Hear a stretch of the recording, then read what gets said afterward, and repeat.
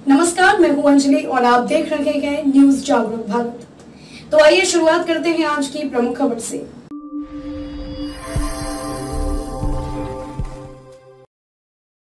चीन को चुनौती, पश्चिम एशिया से जुड़ेंगी भारत की रेल लाइनें, 4 देशों ने बनाई योजना, डोभाल ने संभाला मोर्चा। नमस्कार, मैं आपके साथ अंजना और आप देख रहे हैं न्यूज जागरूक भारत। आइए शुरुआत करते हैं आज की प्रमुख खबर से। चीन को चुनौती, पश्चिम एशिया से जुड़ेगी भारत की नई रेल लाइनें, 4 देशों ने बनाई योजना, डोभाल ने संभाला मोर्चा। कई खाड़ी देशों में जल्द भारत की बनाई ट्रेनें दौड़ सकती हैं। यह रेल नेटवर्क बंदरगाहों से शिपिंग लेन के जरिए भारत से भी जुड़ा होगा।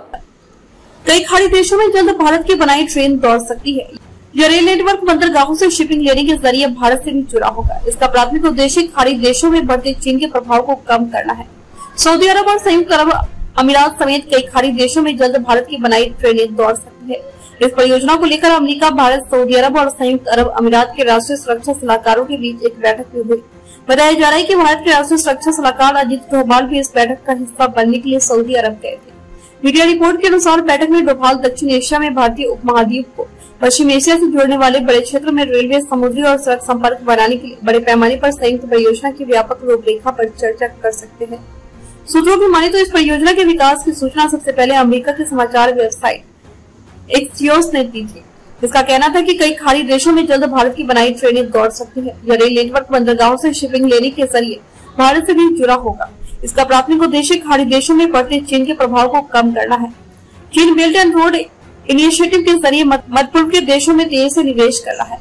ऐसे में रेल नेटवर्क या संयुक्त बुनियादी ढांचा परियोजना उन प्रमुख पहलों में से एक है जिसे व्हाइट हाउस मध्य पूर्व में तेजी से लागू करना चाहता है। शनिवार को हुई थी चर्चा।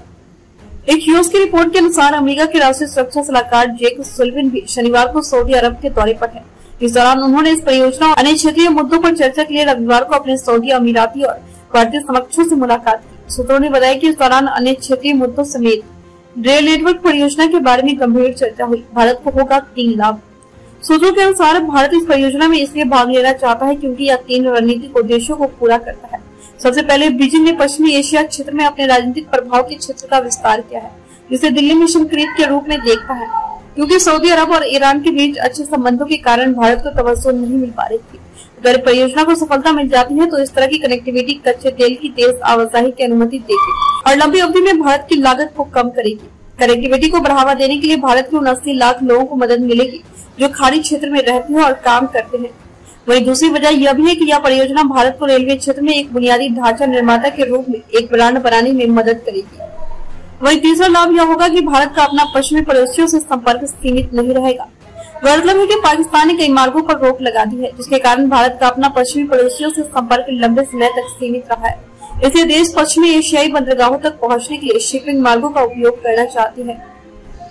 2U2 फोरम में रेल नेटवर्क की हुई थी चर्चा। गौरतलब है खाड़ी देशों में भारतीय रेल नेटवर्क का विचार पिछले 18 महीनों में I2U2 नामक एक फोरम में हुई बातचीत के दौरान सामने आया। इसमें अमेरिका, इजराइल, संयुक्त अरब अमीरात और भारत शामिल है। I2U2 की स्थापना 2021 के अंत में मध्य पूर्व में रणनीतिक बुनियादी ढांचा परियोजना पर चर्चा करने के लिए की गई थी। इस मुद्दे पर शुरुआती चर्चाओं में सीधे तौर पर शामिल एक पूर्व वरिष्ठ इजरायली अधिकारी ने एक्सियोस को बताया कि यह परियोजना सीधे तौर पर चीन से जुड़ी हुई है, लेकिन किसी ने भी उसका नाम नहीं लिया है।